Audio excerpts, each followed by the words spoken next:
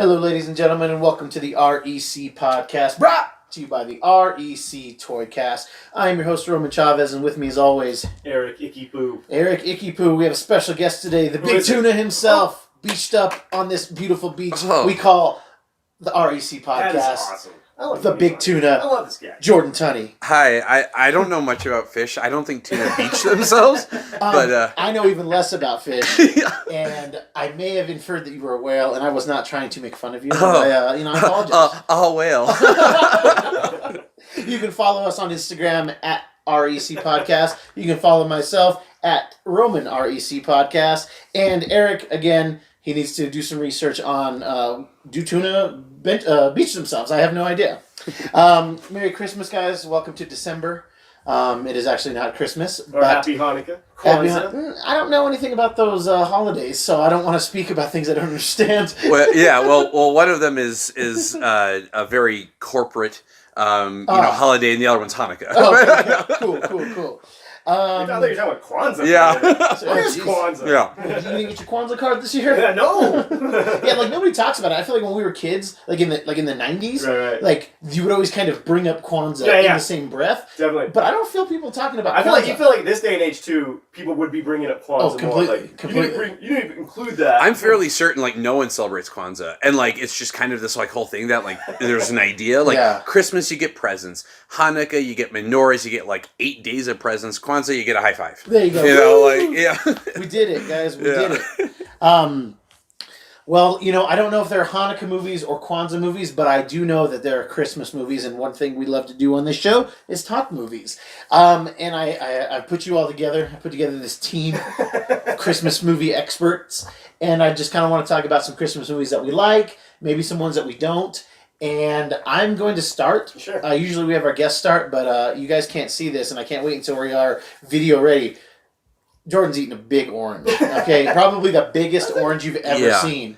And I don't know where he got it. I don't know if Monsanto's involved. I know. Are we catering now? I'm like craft services. I'm like super particular about my fruit actually, and like as crazy as it sounds, like the reason I love clementines so much is because they peel easily. Mm-hmm. But like other fruits, like don't even get me started. I thought it's because the skin's so thin you could just eat them skin and all, no problem. Oh, if it was any more thin-skinned, it'd be you, Roman. I know Jesse Smoothie.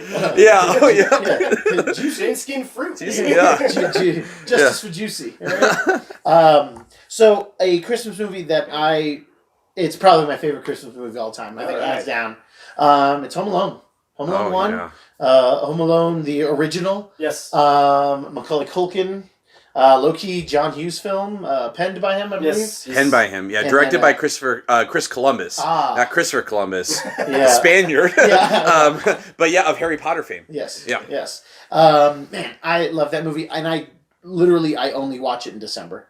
There's a few movies that I do watch in December, but Home Alone, and then to a lesser extent Home Alone 2, but I definitely watch Home Alone 1. Great cast. Joe Pesci, the Spider himself. What is his name? Daniel Stern. Thank you. And yeah, it's an awesome movie. It's so much fun to watch. And I remember being a kid watching it and being like, how is this house so big? Mm-hmm. It looked considerably bigger on the outside than the Full House looked. Yes. But they were both equally gigantic. And yeah, I just thought it was like so crazy. I guess they lived in... did they live in like New Hampshire? It's Chicago. Oh, Chicago? Okay. Yeah. Oh, that's right. That's a faux pas. I haven't watched a John Hughes movie in a while. Probably since last Christmas when I watched Home Alone. Yeah. And yeah, I love that movie. Macaulay Culkin's great. It's angsty. It's heisty. And I think we've had this revelation on the show before, but it's Saw for children. Sure. Mm-hmm. And it's, I love everything about it. And I do love the dangerous side of it that like, what happens if like Marv gets Kevin? Yeah, get a good hold of him. Are they gonna, was their plan to kill this kid? Well, remember, they were going to bite his fingers off one at a time. Right, they were starting there, man. They were starting hard. They were just going to torture him. They were. They were going to leave him alive. Oh my God. I feel like he kind of had it coming. Yeah. Is Home Alone on your guys' list of films you like to watch enough? Sure. Yeah, we just watched it. We just Disney Plused it the other day. I don't know. Have we verbed Disney Plus yet? Like Google, you know, like I plussed it the other day. Oh, man. No, yeah, we went through and watched it because that's a movie that my wife watched growing up. This movie I watched growing up, and like we just started the second one, Lost in New York, and she's like, "Oh, I remember like a bird lady," you know, and I'm like, "You're thinking of Sesame Street," but yeah, no. Going back to like the first Home Alone, like I don't like maybe I'm the only one. I doubt I am. I feel like every kid that grew up watching it, like had thought like, what would I do? Yeah, you know, that kind of had like their like I didn't have a drawn blueprint, you know, in my house, but I did think like, and as I was watching the movie the other day, I realized that Kevin McAllister is like, he's like 9 years old. Yeah. And just like a 9-year-old, he starts off strong. And if you look at the progression of the traps from the basement on up, they just kind of get lazier. Yeah. And honestly, it really is, because I'm not kidding you. Other than the paint cans on the stairs, he puts like a tripwire. Yes. You know, and then he's got the rope across to the tree house. You know, it's like, but like, oh my gosh. And my wife was making fun of me because when Daniel Stern's shoes and socks are pulled off, the two things that get me in that movie that I cringe at are the nail in the foot. Yeah. And then when he goes around to the side of the house and his feet just he doesn't even like set his feet on the ground. Yeah. He like gets in the windowsill and like drops his bare feet on the ornaments. Oh. And every time, like just even thinking about it, it just made me cringe. Yeah. Like I just feel that pain. The needle or the nail in the foot is the one that gets me. Yeah. And I'm just like I feel it in my chest. Like it's so strange. And that's the most cringeworthy part. But I do think like the paint cans hit really hard when they when he slips on the ice. In the going to the basement or whatever, when they slip on the micro machines, all of those, like they're the sound of them's great, the angle of them's great, where you just like it almost takes the wind out of you when you watch it. Yes, absolutely. Yeah. And kind of building off that, a lot of times it's a family movie. You know, it's for everybody, but a lot of times family movies skew towards children to the point where like, and there is some silliness to the traps, but like, man, as an adult, like when Marv is in the basement and he pulls the light and the iron comes down, like just being an adult that irons, like getting that frame of reference for that, like, so there is a weight to what he does. You know, the only one that feels a little soft is when they're on the rope and he cuts the rope and they swing it. It's like that's like Looney Tunes, basically. It was a little Looney Tunes ish, but it kind of felt okay and stuff. But every time I watch it, like I pick up on those little things. As a kid, I never caught the airplane ticket that Kevin had. So when Kevin pushes Buzz. When they argue over the cheese pizza, they spill all this milk, and Kevin's ticket with his name on it gets milk spilled on it, and they grab all these napkins and they throw it away. That is why they don't have an extra ticket with Kevin's name on it when they go through the airport. And that's one of the and it didn't dawn on me until they show a shot of the trash can, and you see napkin, and you see like United Airlines. Like it's just a little wink and a nod there, where it's like if so little things like that. I was today years old before I found that. Wow, I never caught that. Oh man, I'm never look for it. Yeah. It's definitely a nostalgic movie. I think all the three of us and people in our ilk or generation or whatever, this was probably one of the first like cult Christmas movies that was ours. Like, this is a classic Christmas movie that's ours, and just in our demographic, you know. And it still brings back those warm feelings, like just being a kid, and like you were saying, just what would I do in that situation? I hope I'd be Kevin. You know what I mean? I wanted to bring up the awesome symbolism with Old Man Marley. Mm-hmm. You know how I'm sure you all have seen that, but I don't know if some of our listeners have seen this. But when they start the movie out, Kevin sees him in that store, and he's got his hand. He hurt his hand, and it's bleeding. So the next time he sees him in church, and he talks to Kevin, then there's a Band-Aid on his hand. And then he meets up with his family at the end. He waves to Kevin, the wound is healed.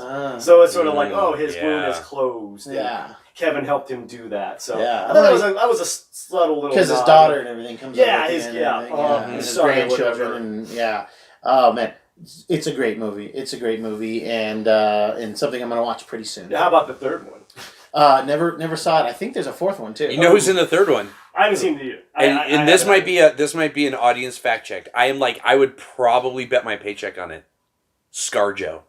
Really? She is in it. Nope. Yep. Right. Yep. It's got a bunch. I mean, it's that same premise, that same idea. But it's not anywhere near the caliber of. It's not up to the Culkin level. Yeah.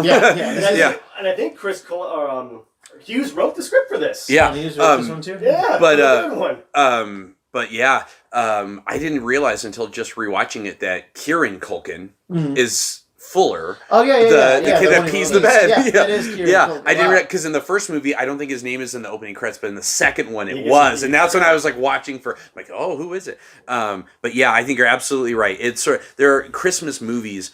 There's inherited Christmas movies that have come up through the generations, but being like 90s kids, that really was like our Christmas. Right. Yeah, it was our Christmas cult, film for sure. Yeah, it's the ones we are going to show our kids. Yeah, we are showing. And I even heard Disney Plus. I've even heard that they're going to look at doing like a series, like a Home Alone, like a reboot type thing. Oh, okay. I don't know how you do it as a series. I know, right? He just keeps getting left behind. He's just getting a. He gets trapped in a hotel, and there's like different floors. Oh like, man! Get to the top. Yeah, it's like Dante's Inferno. There you And again, I'm gonna skip Jordan because man, I am so curious to see what you're gonna say, Eric. Like, what is your Christmas movie? And it's definitely one of my favorites. I do watch it every year. The Ref. Oh, yes. Dennis Leary, Kevin Spacey. Good call. Who's the wife? I can't remember the wife. It's not Annette Bening. It's not. You see, I was about to say Annette Bening. Is it Annette Bening? It's not Annette Bening. Okay, because it's Annette Bening definitely is an Annette Bening lookalike. Yeah, Annette Bening is it's the only thing I know her from. American Beauty. Yeah. Yes. Yeah. But honestly, it's just I think I saw this movie probably too young. I was 10. Oh yeah, way too young. Yeah. Yes. My parents rented it from the video store. We watched it. I think they really thought it was going to be a legit feel good Christmas movie. Yeah. Like, oh, it's got Dennis Leary in it. He's funny. Yeah. He's got Kevin Spacey. Yeah. Kevin Spacey's wholesome. Yeah. Nothing will go wrong He's there. great with kids. But I always thought this movie was great in particular because I think a lot of Christmas movies aren't necessarily Christmas movies. They're just movies set around Christmas. Mm-hmm. They don't even they don't explore the themes of Christmas, but this one does. I mean, you get killer funny comedy. Some of the best insult one-liners I've heard are in this movie. But it's a movie about forgiveness and redemption. And there's a lot of heart in this movie. I think people kind of pass it over. I don't think they think it's any good or it's not very much talked about. I used to watch that movie a lot in my teens. I thought it was an excellent movie. It was really funny, but I haven't watched it probably since I was 17. Oh, really? I watch it every year. Wow. For Christmas. I'm going to have to watch it. Yeah. I'm going to have to watch it. I forgot that it's even set during or around Christmas. Yeah. Oh, yeah. And it does play the themes of Christmas. And, J.K. Simmons is in this movie as well. He's like the captain of the military academy. So give us the story a little bit for somebody that. Okay. So Kevin Spacey and the Annette Bening lookalike are this married couple. They're going through some problems. Their son is in military school. Dennis Leary is he's a cat burglar. Yeah. He ends up kind of kidnapping this couple. They go to the house. There's like a shut down in the town. They can't leave. They're doing checks on the road. Yeah, because of snow and everything. Yeah, they got to hide. He's got to hide out with this family. Their family's coming to dinner, so Dennis Leary has to pretend to be their psychiatrist. Oh, that's right. To get them to the dinner. Yeah. And then their son Jesse he's just a troubled kid, and they have him in military school, and he is blackmailing the what would you call him? Dean, principal. The dean of the military academy, and he's got some salacious pictures of him, let's put it that way. Yeah. And I don't want to give too much away, but it just hilarity ensues. Nice. It is the most dysfunctional Christmas you'll ever see, but you take something from it, honestly. Yeah. I think everyone in that movie has an awesome story arc. It's not just one-note characters. Everyone kind of has they're here, they go up, and they kind of learn something. Yeah, the family dysfunction in it that I remember, just the really good, sharp comedy. Oh, yeah. Just the put-downs are, they're just really good in that movie. And say what you want about Dennis Leary's comedy. I mean, he's a known plagiarist, but he's a great actor. Yeah, I think he's a really solid actor, and he hit a home run in this movie. Unless he took that too. He stole someone's acting essence. All right, Big Tuna. The moment we've all been waiting for from our guest. Yes. Your first film that you have to watch during this time of year. I have seen this movie so much, both inside of the Advent season as well as the non-Advent season. probably going back to being elementary school, early elementary school. It is a John Hughes pen film that a lot of people don't realize. Christmas Vacation. Oh yeah, yes, Absolutely all about Christmas Vacation. And the other vacation movies, I like some of them, and others, I could do without. I love Chevy Chase, but like that movie from beginning to end always has me rolling. And I could probably sit here and do everybody's line for the first 30 minutes of the film, but when I watch it, it'll still make me laugh. Yeah. There's so much about it. I mean, it's got everything. It's got like the family dynamic, like the dad. He in each of the movies, Clark is trying to impress his family, kind of prove to himself more. Right. I mean, prove to the family, but really to prove to himself that he's like a competent dad, and now it's his first year that he's hosting Christmas, and so all the family's coming, and then you've got Eddie and his family showing up, and there's the subplot about he's expecting this big financial bonus from his company, and like there's all this stuff, and then it leads to, I think every good Christmas movie has like the blow up. Like the ref is really a 90-minute blow up, but but like man, it just leads to just this absolute meltdown of the perfect storm. Brian Doyle Murray, Randy Quaid. I mean, they're like just super awesome. One of the kids from that show that doesn't have the jokes, the Big Bang Theory. David from Roseanne. Yes, and Juliette Lewis, and just peppered all in there. But it's just one of those movies that like I always come back to, and I had friends that watched it, and they actually went a long way because it's the kind of movie that. I mean, if you quote it to somebody that hasn't watched it, it's not a really good experience, But like, one of my best friends growing up since middle school, I would say a line, he would finish it, and just like having that dynamic, It was big in his family and in my family. So it's definitely on the watch list for me every Christmas season. I definitely pop it in there. It's cool, or it's interesting that you say you've seen it 1,000 times like I have, and you still laugh. Like I still laugh at it, and even though you know the punchlines, you're still laughing about it. I'm wondering if it's because it's resonating a feeling of nostalgia, or you're just so genuinely happy to watch it that you don't mind re-laughing at these jokes, because I laugh at them too. Well, and honestly, it's one of those things where as a kid I knew this was a joke, but I didn't get the joke. Sure. And then as an adult, I'm like, oh, that's clever. Like where it's like, oh yeah, that makes sense. But like all these like little things, they actually filmed a few scenes in Colorado for the film. Is that a fact? The drive. They did the first vacation in Pueblo. Yeah, the first vacation. These houses in Pueblo. But the drive to the Christmas tree lot, I think, was on the road to Steamboat or Estes, like up there or something like that. And then I think the store that his sled crashes into, and that's I think somewhere in one of those resort towns or something. But I just loved the movie. Chevy Chase it's probably my favorite Chevy Chase movie. He just has such a great delivery. Physically amazing comedian. Oh my gosh! His physical comedy is so good. He says so little when he hangs the Christmas lights, but just the script. He staples his shirt sleeve. And it rips, and he flips around on the ladder. I mean, just all of that stuff. And of course, now my wife own a house, and we own a house, and she's talking about decorating, and I'm just like picturing myself up on the roof and like getting the lights wrapped around my and I'm like, I don't know about that. Yeah, for me, Christmas Vacation is a cautionary tale of like why you don't host. Christmas at your house, Yep. Well, you just go to your parents and grandparents until they keel over. Let's be real, all right? And then you're gonna have to host your kids. Family. Exactly. Like you're gonna have to do it. You're gonna have to do it. You might as well milk it until your parents got to say something. Like my parents are gonna have to tell me. No, like, hey, change the locks. I'm not really feeling it this season. Would you be able to do it? I've tried to take over the duties a couple times, but they still keep wanting us to come over. And I'm fine I'm not hosting.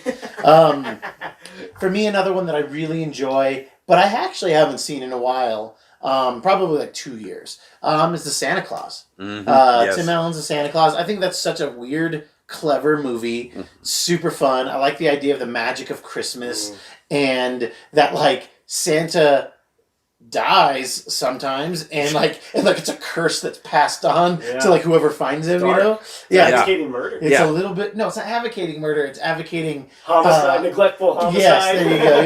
Yeah. It's like it's like the Yuletide version of It Follows. It's like this happens, and now you've got to deal with it. I don't know. I think it was weird casting because I've done time with Tim Allen. That guy's not Santa Claus. Oh yeah. He loves some snow though. He does love himself some snow. But I think that one's a really solid film that really just take me to Christmas. The fact that he works, for a toy company, and then he's kind of like, I like how like the influence of the costume, right? Putting on the weight. Like I think that scene is still really funny when he shaves and dyes his hair, and then it all grows back. I always thought this movie could also play as a crazy psychological drama. Yeah, like because he's trying to win his son's affection so he can get full custody. So he's trying to become Santa Claus. Yeah. And he's instilling in his kid, like, no, we really did go to the North Pole. Oh, yeah. I always thought it could have played that way as well, Yeah, like I wanted it to. Yeah, there is a horror story in there.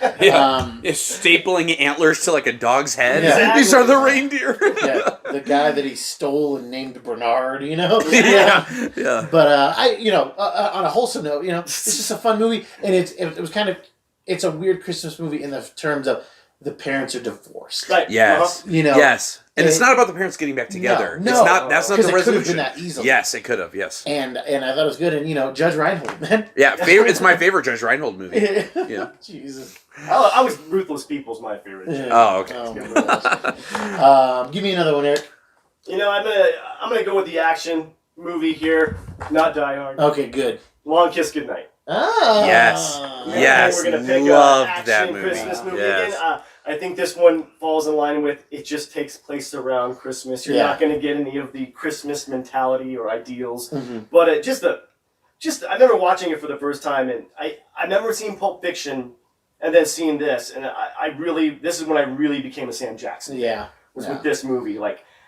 Pulp Fiction kind of was like, oh, this guy's awesome, and then Long Kiss Goodnight was like, oh, okay, I love this guy. I loved him in A Long Kiss Goodnight. Such a great character. And then everyone forgets how awesome Brian Cox is as an actor. Dude. Like he just kills it in that movie. Man. Brian Cox kills it in every single thing that he's in. I mean, he's the only. Brace yourselves. He's the only reason I like Super Troopers. I don't care for Super Troopers that much. It's because he's like really the only straight man. Like everyone else is like zany, and you need that balance. When he takes the bite out of the soap. Yes. It's just so funny. But like Brian Cox is fantastic in it. Gina Davis is great in it. Oh, it's just so good. Like she plays it so understated when she's the housewife, and then it's cool to see her the switch go. And then she just turns into.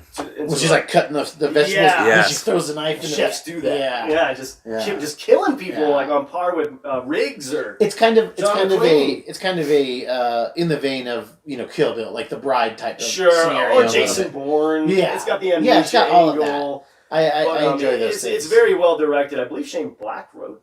I think he did. Yes, I think he did. Yeah. And a Christmas man in his own right. We did do a whole list on Shane Black movies. And I think he gets his own show down the road as well. I believe so. But that's definitely one up on the list for me. Nice. Big tuna. Yeah. Well, trying to avoid the Kiss Kiss Bang Bang Lethal Weapon dichotomy there, because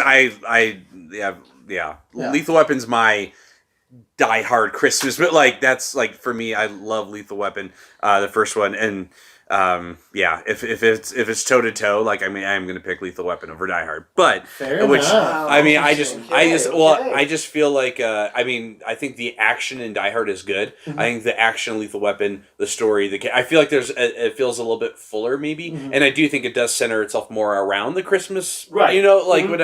But that's a whole nother. I think it's because Lethal Weapon takes place over a number of days, so we get to know the characters a little bit more. Die Hard is what? Yes, it is. It's exactly. You're right. It is very targeted and very. I just love.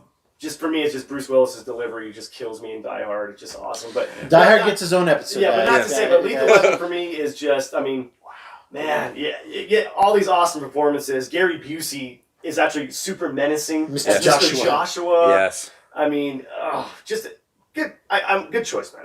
Yeah, nothing more absolutely. It's just amazing. Yeah, it's an amazing movie. Well, and like I was thinking through about like when it comes to the stuff that's sort of I wouldn't like just kind of the traditional Christmas stuff. I know, like for our generation, the '90s generation, Santa Claus and Home Alone, like really stand out. But as a kid, all of the like stop motion Christmas stuff, the specials, the Frosty, the Rudolph. I loved Charlie Brown Christmas. Like those things, just feel Christmas. They show up on TV. They've shown up on TV when my parents were little kids. Right. You know what I mean? Like so part of me likes them. I think a lot of it is the nostalgia. Sure. But I will say, kind of a bridge to that, a more recent favorite of mine has been Elf. Hey, thanks, man. Because it pulls in that nostalgia. Yes. I think it does creative stuff that really no Christmas movie had done before, where it's like, you take this elf and bring him out of the city, and sometimes it gets a little lost in itself with Zooey Deschanel, and I'm a big Will Ferrell fan, but a little bit is too Will Ferrell to an extent. You can tell where he's improving too much. Yes, exactly. Yeah, it's like, okay, we get he's an elf, like he doesn't get that, But Mary Steenburgen, James Caan, Peter Dinklage. I mean, he's got a great cast. Yeah, it's Bob Newhart. John Favreau direct. Yeah, and cameos. He's the doctor that checks Buddy out when he gets his blood test. Yes, and he's eating the cotton balls. But anyway, so like I feel like that. I feel like to some people, like Elf is maybe going to be that more. It's going to be the new Christmas classic. I don't even think it is. It's already merchandised. It is. It is marketed merchandise. And I know why my co-host here hates this movie. It's a good segue into. But you got to think of it this way: no Elf, no Iron Man. Because he probably wouldn't have gotten the Iron Man gig if it wasn't for Elf. You think? That's where he kicked off his directing career. Well, hold on, wait a minute. You're telling me you made a movie about an elf? Cool. You ever heard of Iron Man? I think that this is an interesting topic as well. Like a Christmas movie that you dislike that the majority of people do like. I'm going for I've got some. I'm going for the jugular. I hate A Christmas Story. Yes. I'm going for it. Go for it. I think when I first watched it as a kid, loved it.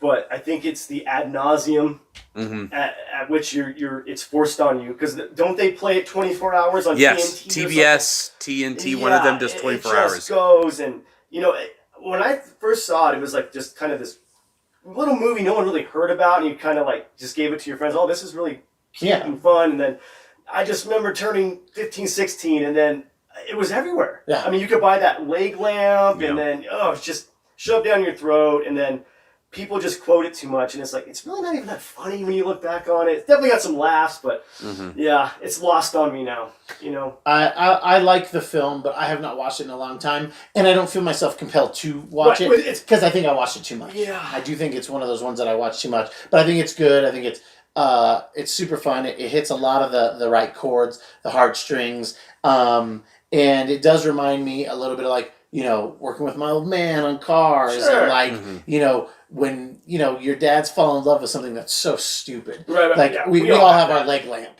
Our dads all have their leg lamp. We also all have our Red Ryder BB gun. We all that one thing we want and think we're gonna get. And then my dad's leg lamp was everything but me. I think that's a good one. Again, Elf. I don't really care for it. It didn't hit me with the yucks.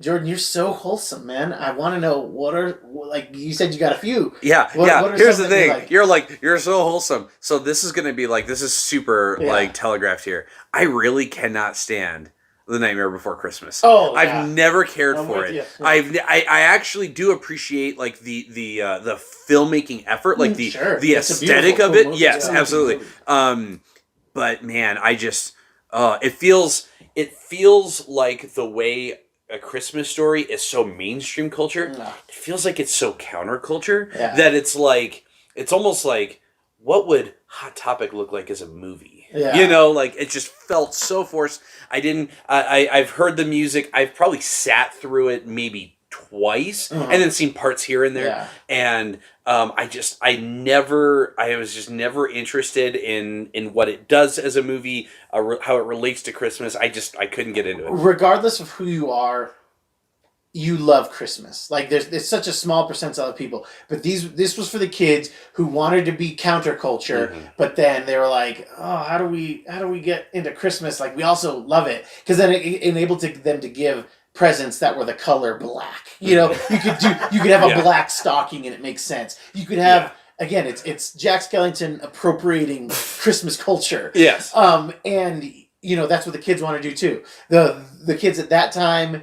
Like it's also a Disney movie, and Disney found a way to get goth kids into the parks. Yes. To get them out of the shadows and into the light, and show them, hey guys, we can do Christmas dark too, all right? Yep. And Santa's kind of into it later, but like he was also captured. You know, like it's such a bizarre thing. And Eric used to love the movie. Yes, I did. He used to love it. I did. It was same thing with the Christmas Story. Just too much in my face, and I think again it was just appropriated by a bunch of people who I don't think understood the movie or just wanted to like it for the sake of liking it. I'm like, oh, I'm introverted and weird, so this is my Christmas movie. And it's one of those things that's just kind of lost on me. But I saw a teenage girl the other day with a Van Halen shirt on, and I was like, what are you doing? Like, did you just see this in a store and you're like, whoa, those are funny looking words? Yeah. I mean, the band sucks anyway. But. Sure, but I mean, it's like, doesn't know what it is. There's no 17-year-old girls clamoring for Van Halen. Yeah. Eddie and his brother are back on the incline, you know? I am going to go way far back for my other one because I was a Christmas. If you didn't say Christmas Story, I was going to say Christmas Story, but I'm going to go pretty far back. This is one. I don't really care for the story. I do think it's too into the culture. I think it's getting its way out of the culture, which is fine with me. And that is It's a Wonderful Life. Thank you. I was going to say I love Jimmy Stewart. Man Who Shot Liberty Valance.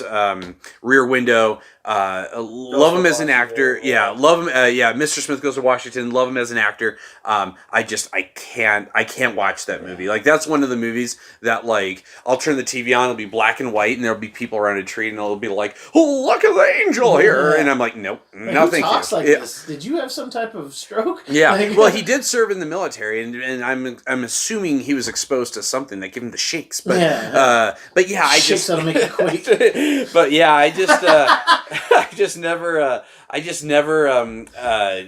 never enjoyed it. I'm with you, man. I had to sit through it. It's one of those things for me where my parents are like, oh, you have to watch this because it's a classic. Mm-hmm. And I remember sitting through and like, this is awful. Mm-hmm. I don't get why people liked it so much. The message is pretty terrible. Like, give me stuff or I'm going to kill myself. Basically, like that's what I got from it. You know, and I don't know. And again, I think I do like Jimmy Stewart as an actor as well, but yeah, I think his performance here was just too hammy. Mm-hmm. You know, like you're all right. Exactly. I can't deal with it, man.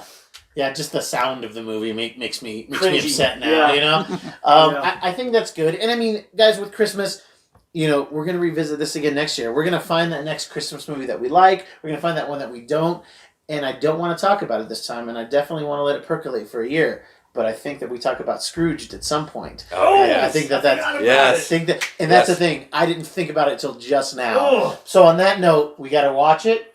And, you know, Christmas comes, but once a year, we'll have more movies. Kids, that has been our show for today. I want to thank you guys so much for listening. If you like what we're doing, please hit that subscribe button. Leave us a like. Give us a comment. What are some Christmas movies that you're into? Do you hate any of the ones that we like? I mean, like, what's the deal? Again, you can follow us at REC Podcast. Eric, what did you learn today, my friend? Yeah, I just really, really hate It's a Wonderful Life. It's got me hating it more. Yeah. Big Tuna? I'm glad to hear that like the ref gets more love than I thought it did. I saw it like as a kid on Comedy Central. Yeah. And I was like, why do all the people's voices change all the time? And then I saw the rated R version. And that's the way why it was intended to be. Yeah. I realized that I haven't watched Christmas Vacation in probably 10 years. Oh, what? And that I need to. Vegas Vacation was my vacation movie. It was the one that I saw when it was new. Mm-hmm. So I saw it in theaters, and that's the one I connect with the most, and I know that it's like the least favorite for most people. Vacation will definitely get its own show. You guys, maybe you can feel it through the speakers, but the heat that's coming off Jordan and Eric about their disgust for me really loving Vegas Vacation is ridiculous. Thank you again so much for listening. I have been your host, Roman Chavez. I'm still Erik Icarus. And the big tuna himself, gracing us with his presence. Thank you so much for joining us, Jordan Tunney. And we will catch you guys next time.